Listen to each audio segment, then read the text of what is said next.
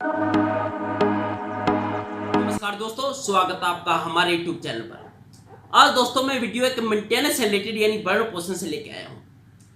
कुछ लोगों में डाउट होता है मेंटेनेंस से लेके कि मेंटेनेंस से बचने के लिए बहुत से तरीके अपनाते रहते हैं कि यदि मैं यह काम कर लेता हूँ मुझे मेंटेनेंस नहीं देना पड़ेगा, यह कर लेते तो मुझे यह नहीं देना पड़ेगा।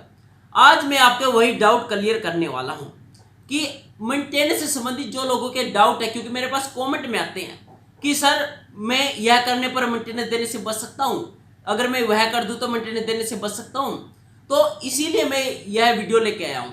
सबसे पहले तो मेंटेनेंस दोस्तों 125 सीआरपीसी के तहत था जो पहले, लेकिन 1 जुलाई से जो नए कानून लागू हो गए हैं वह BNS S 144 के तहत आ गया है। दोस्तों जो मेंटेनेंस केस है उसके लिए दोस्तों आपको समझदारी बरतनी बहुत ही जरूरी है, यानी एक्टिव होना बहुत जरूरी है। कुछ लोग होते हैं कि एक्टिव ही नहीं होते हैं, नोटिस आने पे भी, जैसे मेंटेनेंस का केस दायर करती है पत्नी, उनके खिलाफ नोटिस आता है तो एक्टिव नहीं होते हैं। आपको यदि मेंटेनेंस से बचना है तो स्टार्टिंग से ही समझदारी बरतनी पड़ेगी। बहुत से लोगों के जो मेंटेनेंस से लेके डाउट है, उनमें डाउट है दोस्तों कि क्या होता है कि एफिडेविट में सैलरी गलत देने पे कुछ लोग बोलते हैं कि सर मेरी वाइफ ने, मेरे हस्बैंड ने एफिडेविट में सैलरी रॉन्ग बता दी, क्या मैं उसे जेल भेज सकता हूं? बिल्कुल भी नहीं भेज सकते।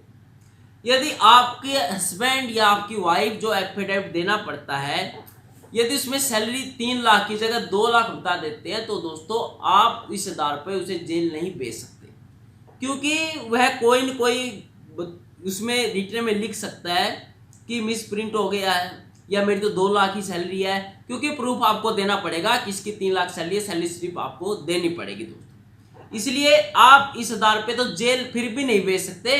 आपको सिर्फ उस जो भी व्यक्ति ये गलत जानकारी देता है उसे सिर्फ डांट और फटकार दी जा सकती है, उसे जेल नहीं भेजा जा सकता। और यदि आप सोचते हैं कि आपकी पत्नी एजुकेटेड है तो आपको मेंटेनेंस नहीं देना पड़ेगा, यह आप बिल्कुल ही गलत सोच रहे हो।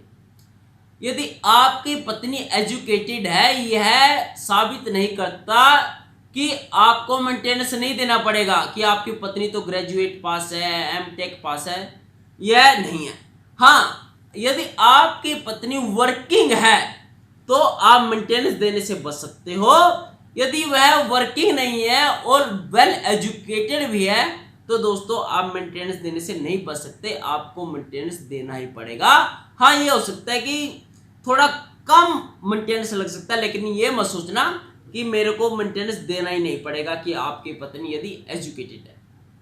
नेक्स्ट, कि यदि आप सोचते हो कि आपकी फैमिली आप पे डिपेंड है, बहुत से क्या बोलते हैं कि ये बोल दो कि मेरी फैमिली, मेरे मम्मी, मेरे पापा, मेरे भाई, ये सब कुछ मेरे पे डिपेंड है, तो मैं इसको कैसे मेंटेनेंस दूं?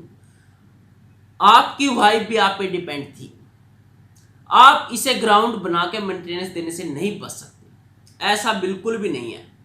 क्योंकि जो आपकी सैलरी है, जो भी उसका परसेंटेज कोर्ट तय करेगी, वैसे तो 20% तो कोर्ट करती है तय मिनिमम, हाँ उससे कम और कर सकती है। यदि आप बोल दो कि मेरी इतनी सैलरी है मोस्टली आपके फैमिली पे डिपेंड है, लेकिन ऐसा नहीं होगा कि आपको मेंटेनेंस नहीं देना पड़ेगा। मेंटेनेंस आपको फिर भी देना पड़ेगा, चाहे आप पे कितने ही डिपेंडेंट क्यों ना हो, आपको आपकी वाइफ को भी मेंटेनेंस देना पड़ेगा दोस्तों। और एक और दोस्तों कमेंट आया था मेरे पास कि मैं लोन लेके EMI दिखा दूं, जितनी मेरी सैलरी है उसकी EMI दिखा दूं कि मैं तो EMI भरता हूं।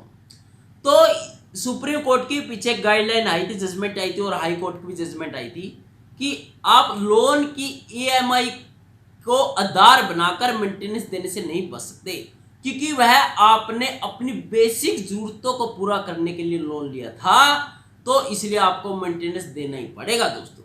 इसलिए आप ये चक्कर मत करना, यदि आपको कोई गलत एडवाइस दे, रॉन्ग एडवाइस दे कि आप लोन ले लो तो उसकी EMI दिखा देंगे, आपको मेंटेनेंस भी देना पड़ेगा और वो लोन का जो इंटरेस्ट है वो भी देना पड़ेगा, यानी दोनों तरफ से आप फंस जाओगे।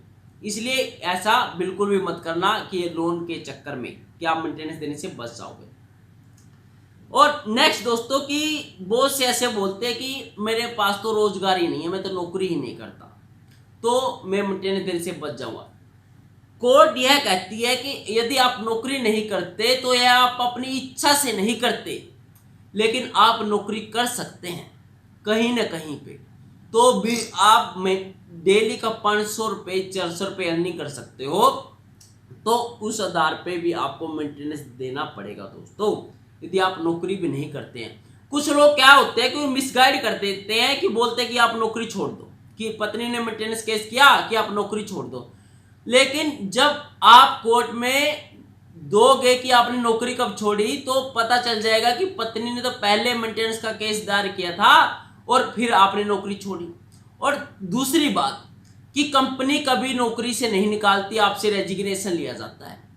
जब आप जो कि रेजिग्नेशन लेटर दोगे कि मैंने नौकरी छोड़ी है, तो कोर्ट साहब बोलेगा कि आपको नौकरी से निकाला थोड़ी गया है, आपने तो अपनी मर्जी से नौकरी छोड़ी है, तो ये तो आपने मेंटेनेंस से बचने के लिए, तो दोस्तों फिर भी आपको मेंटेनेंस देना पड़ेगा। कहने का दोस्तों मेरा मीनिंग है कि आपको मामले में सीरियस होना पड़ेगा, ऐसे किसी पे भी विश्वास मत करिएगा। आपको मिसगाइड करने वाले बहुत होंगे कि आप ये कर लो, वो कर लो, फलाना कर लो, दिखड़ा कर लो, उन सब से आप करने से, मेंटेनेंस देने से नहीं बच सकते।